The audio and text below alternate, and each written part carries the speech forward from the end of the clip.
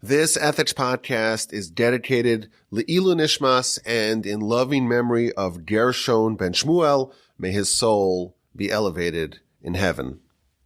We're up to chapter 5, the final Mishnah.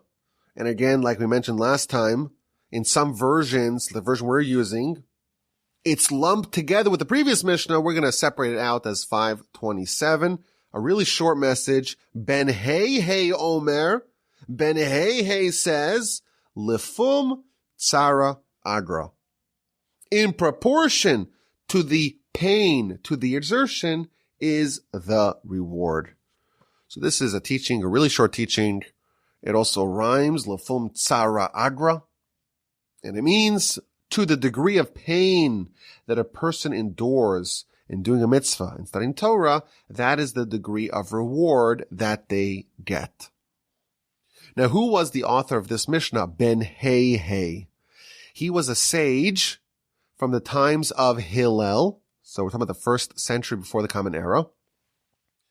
And like the author of the previous Mishnah, Ben Badbad, we really don't know much about him. We don't find many citations from him in the literature. But we do find the following really interesting exchange. This is an exchange that we've mentioned in the past.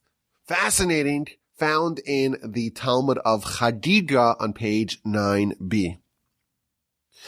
The Talmud tells us that Bar Hey, the son of Hey, he said to Hillel the elder, quoted a verse in scripture, the book of Malachi. It says, what is the meaning behind the verse that says, V'shavtem risem ben tzaddik l'rasha? You should differentiate between a tzaddik, a righteous person, and a rasha, and a wicked person. Bein oved Elokim, between someone who worships God, la'asher lo avado. So there's a differentiation between the righteous and the wicked, and those that worship God versus those that don't worship God. So Ben Hey, or Bar Hey, as he's called in the Talmud, he says, wait, what's going on over here? Why are there two classifications? Why does it differentiate between a tzaddik and a rasha, a righteous person and a wicked person, and someone who worships God and someone who does not worship God? You would think that those are one and the same. If you're a tzaddik, you worship God. If you're a rasha, if you're a wicked person, you don't worship God.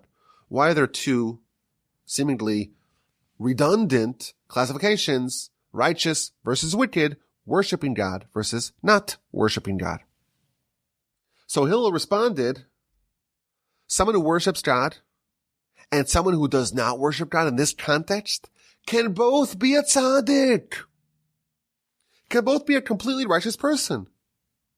But here's the difference. When someone studies Torah 100 times, they haven't quite worshipped God.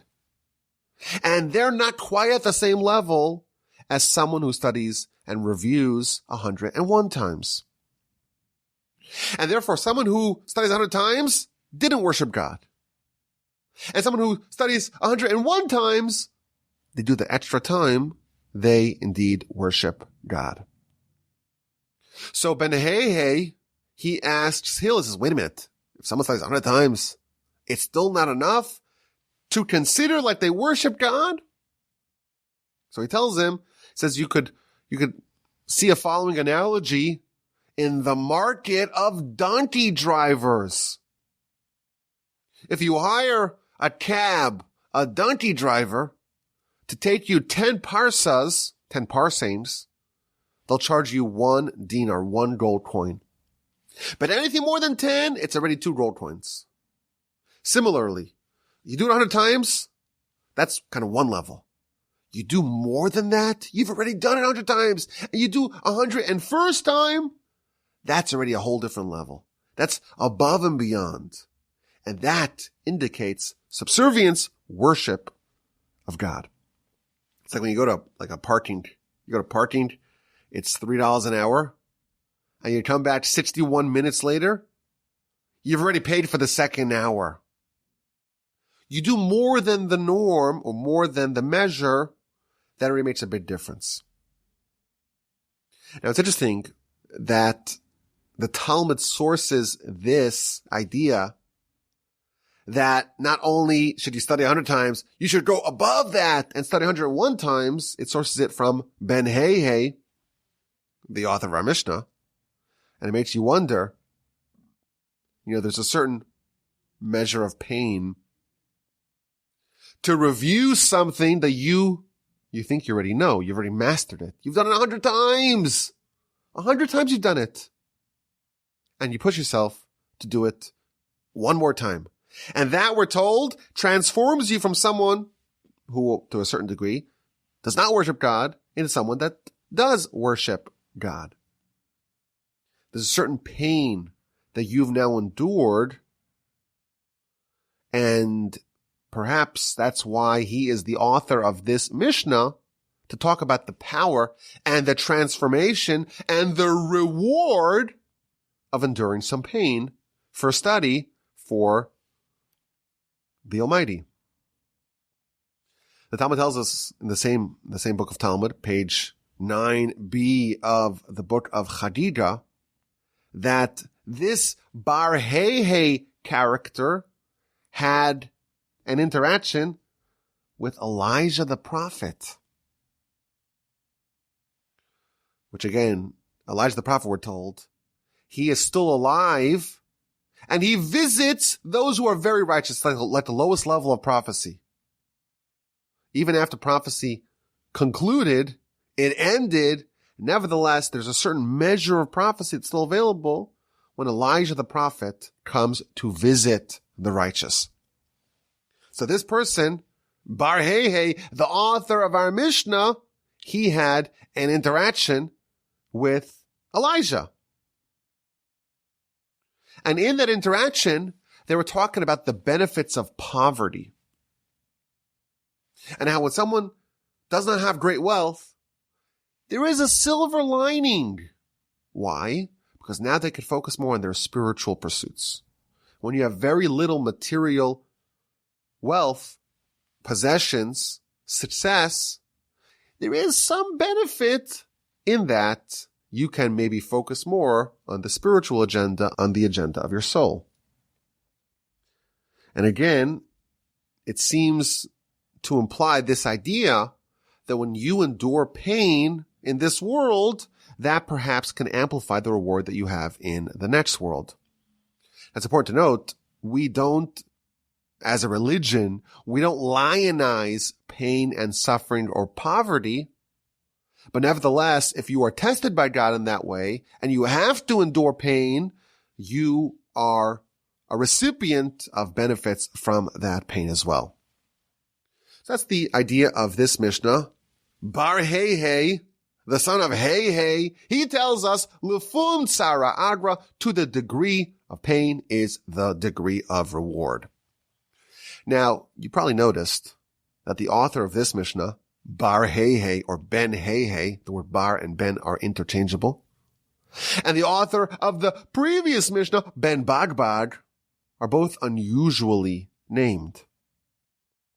And the Tosfos tells us that these two authors are both named in this unusual fashion for the following reason. They are both converts.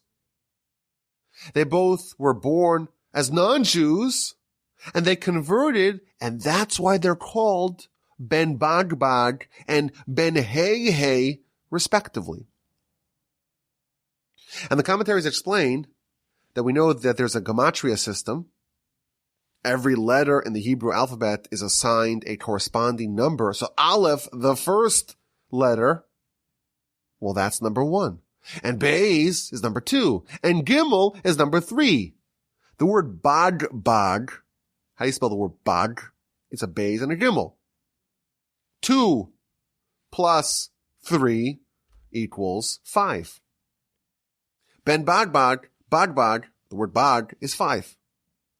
And what's the letter that corresponds to number 5? Well, that would be the 5th letter. So Aleph, Beis, Gimel, Daled, Hey.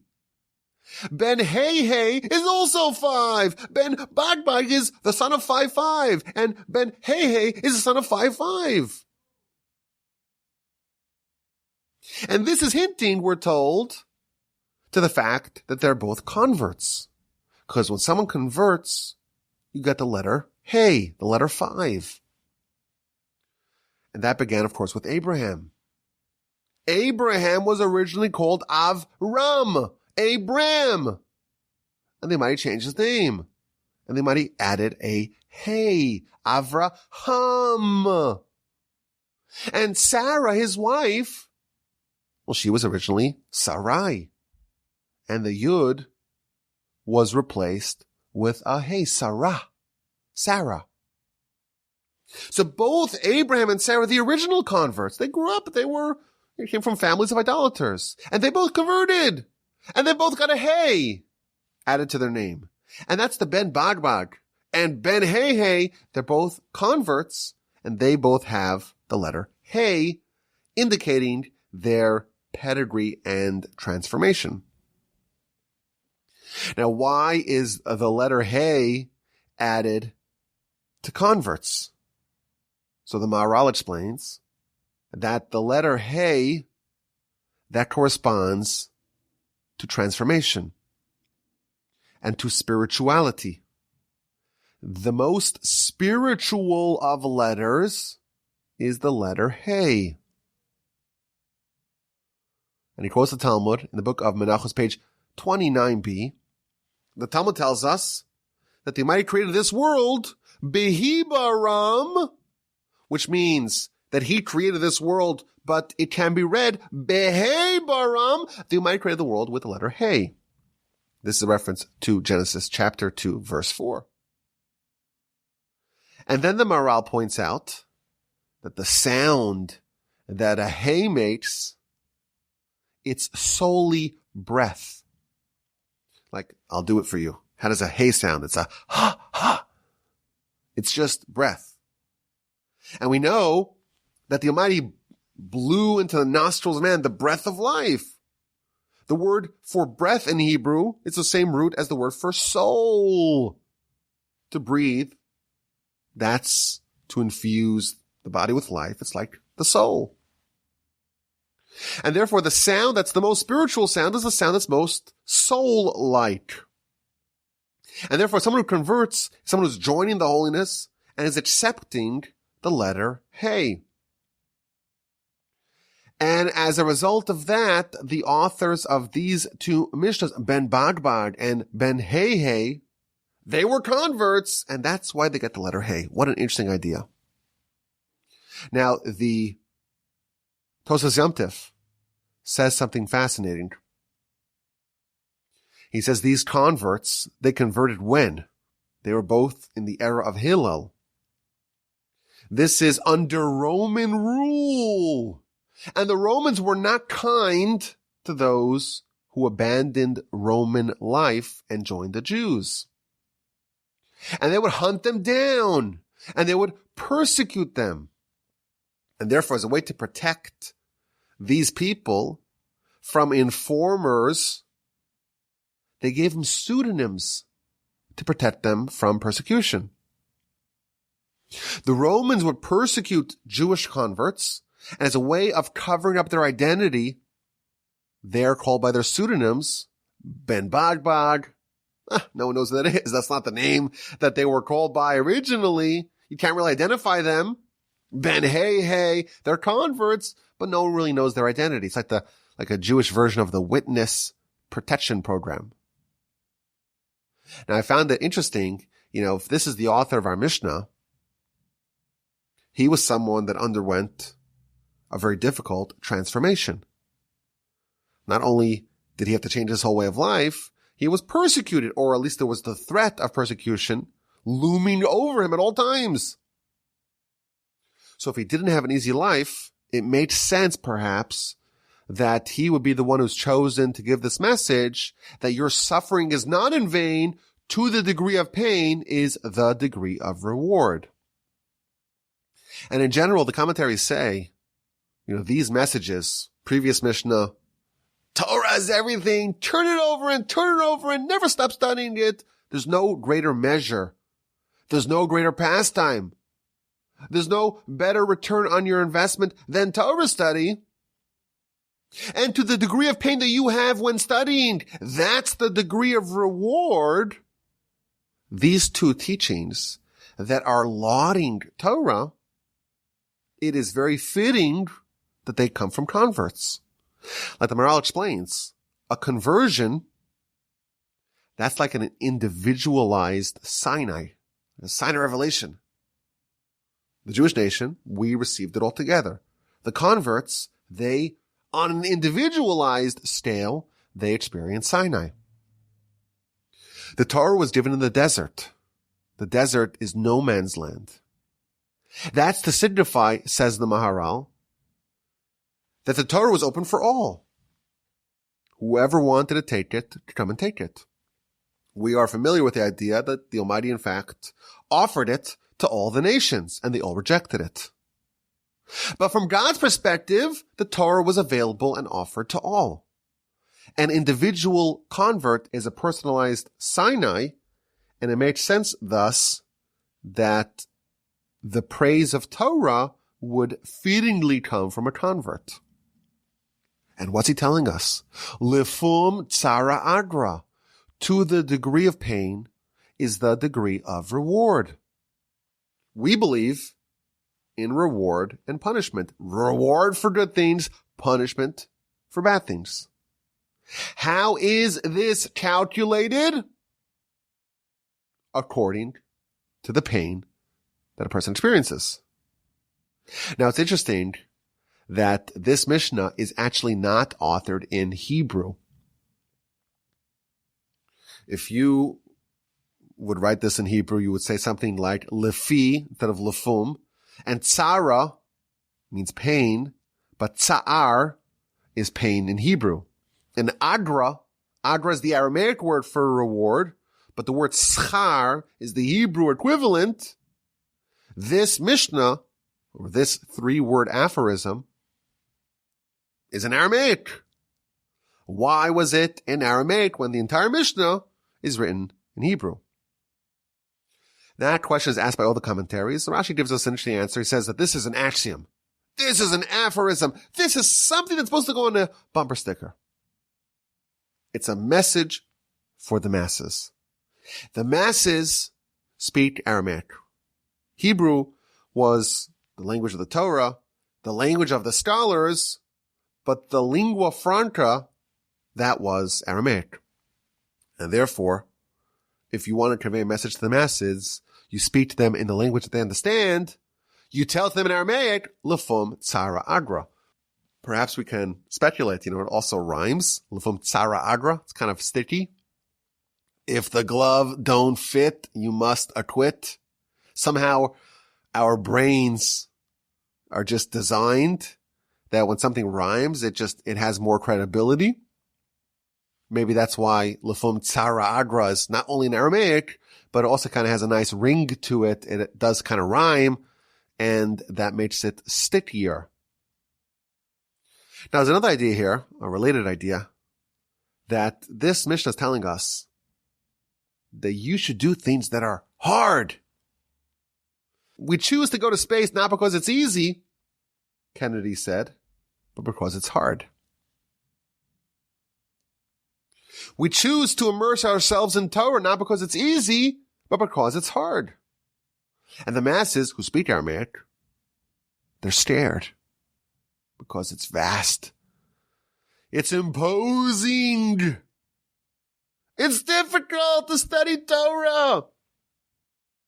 They need to hear this message. They need to know that the pain is worth it. Now, the Chassid Yavitz, he connects this Mishnah to the previous one. Ben Bagbat told us that we should continuously study Torah, turn it over and turn it over, review upon review upon review, because it's the best thing to do. The more you review something, the more painful it is to continuously review it. The reward for hardship is connected to review. The previous Mishnah told us to review it, but it's hard. Comes along Ben Hayhan and says, yeah, it's hard, but that is a feature, not a bug. That is a benefit, not a drawback, because that means that the reward that you will accrue is that much greater. But I think more broadly speaking, this Mishnah is a transformative idea. There's an amazing difference in reward, in benefit for Torah study versus all other pursuits. We're told that the reward hinges on the degree of difficulty, on the pain that we experienced. But what if the results are not there?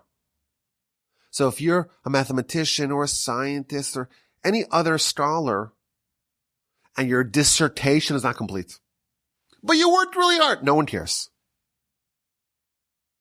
In Torah, the effort is rewarded, not the results. And that gives us a very unusual system in which someone can have enormous accomplishments, but they'll be rewarded less than someone with quite meager accomplishments.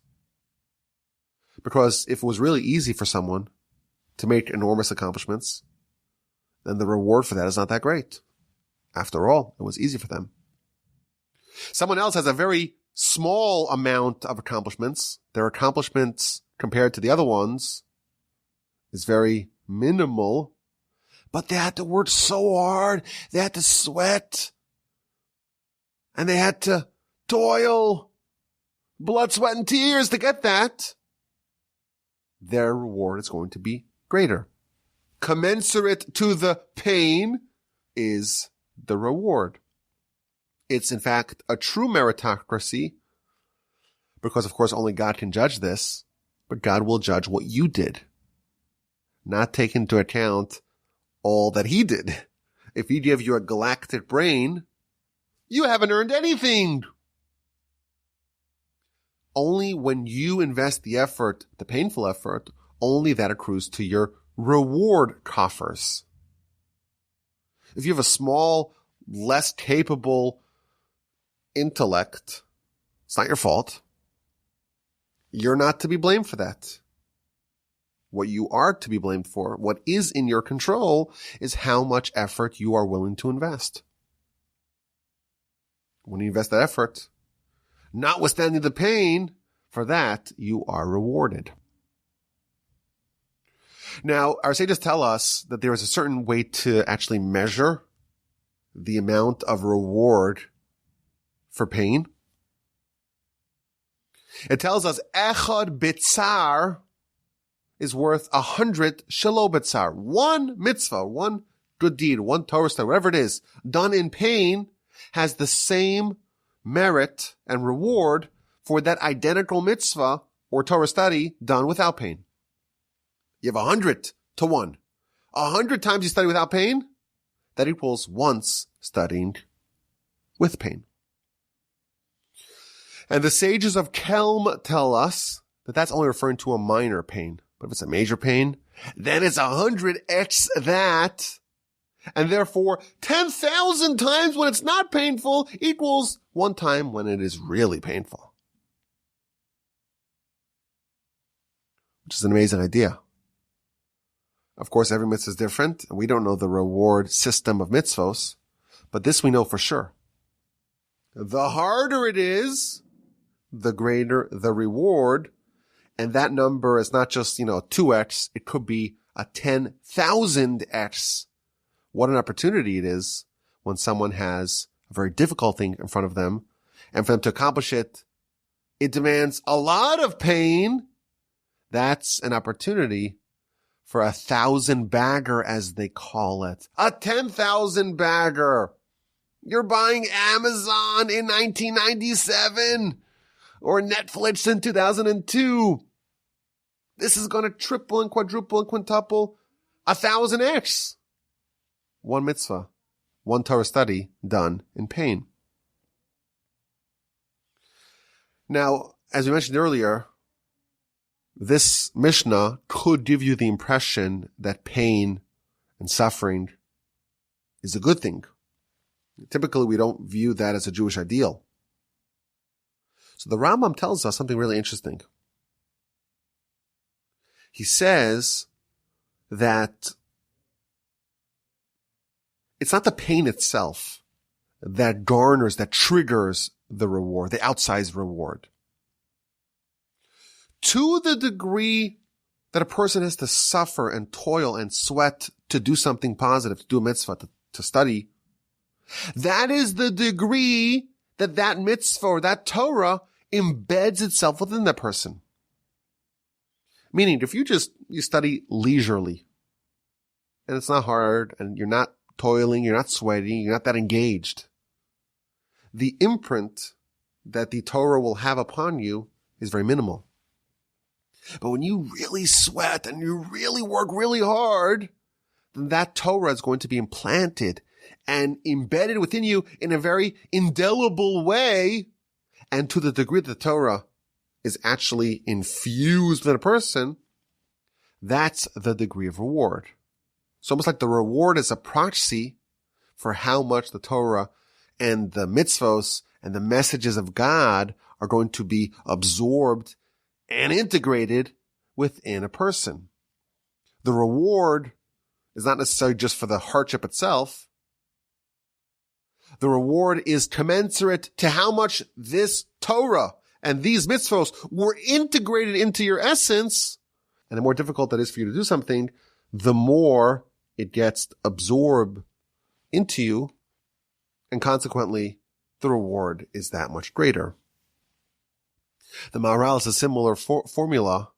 He says that the harder it is for you to do something, the more of a closeness that engenders between you and your creator, and the degree of reward is commensurate to the degree of closeness. And then he says, you should not artificially and deliberately make something more difficult, because then you don't gain the extra rewards. So someone could say, you know what? If you study Torah and the kids are causing mayhem in the house, it's very difficult to do that. So let's wake up all the kids in the middle of the night, and that way let them cause a ruckus, and that way I have more reward. No, we don't ask for pain, we don't ask for suffering, but in the event that the Almighty does put us in a situation where we are experiencing more pain and suffering, and then we nevertheless endure, and we batter through it, that indeed gives us great merit. I think this is an amazing idea. The judgment of the divine is very different than ours. You know, I always tell people who grew up without a strong background or with a less strong background in Jewish learning or Jewish observance of mitzvahs, I say you guys have it easy. Because if you've been trained to do mitzvah since you were a kid, it becomes second nature. Of course you keep Shabbos. Of course you wear tzitzis. Of course you wear tefillin. But if this is foreign to you, it's very difficult for you to do it. You have to change your habits. You have to change your lifestyle. What? I can't just go to McDonald's? I gotta eat only kosher? That's so hard. That's so inconvenient. It's so expensive, the kosher meat. The more someone is integrated into this way of life, the easier it is. And therefore, the less reward they get. So I always say that the people who don't grow up with this background are so lucky, because they have an opportunity for outsized reward. For me, if you paid me $1 million, I wouldn't violate Shabbos. You give me a check, certified cashier's check, $1 million, I wouldn't violate Shabbos. And I don't think that's a praise. I'm not trying to take credit for that, because I don't know anyone in my neighborhood who grew up in the same way I did that would take that deal. Because we've been indoctrinated. We've been brainwashed from day one. There's no reward for that. It's so easy. It's just a way of life. Someone who didn't grow up with that same value system, for them to keep Shabbos, to shutter the store, to not watch the television, turn off their phone, to not drive their car, to not make food on Shabbos, got to prepare all the food ahead of time. That's very difficult.